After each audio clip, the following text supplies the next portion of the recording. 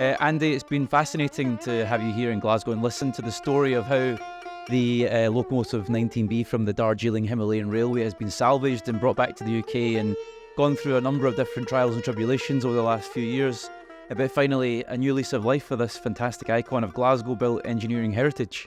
The engine was built in Springburn 135 years ago and is largely still the original engine, complete with its original boiler, which is the oldest working boiler on a locomotive in the world, we think.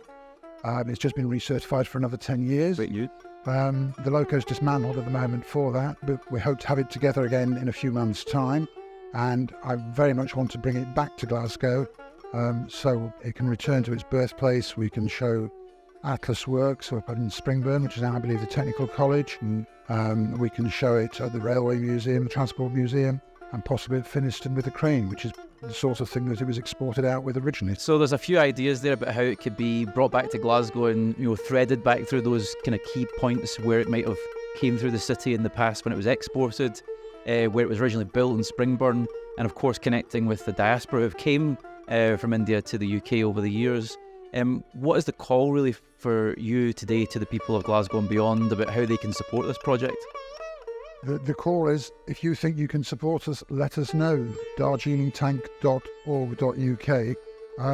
We want people involved. We particularly want people from the Indian diaspora. It's an Indian railway locomotive. It worked there from 1889 until 1960. We want to be working with the Indian community and use this engine. And obviously Glasgow is particularly important because it's the engine's birthplace. Of course, and just beyond the 75th anniversary of Indian independence as well, it's of course a big milestone for the Indian community in the UK and potentially another way of connecting that heritage between Britain and India. So lots of ideas there. Hopefully we can build up a head of steam, so to speak, in the coming months as we look to bring this fantastic artefact back into Glasgow. I certainly hope so.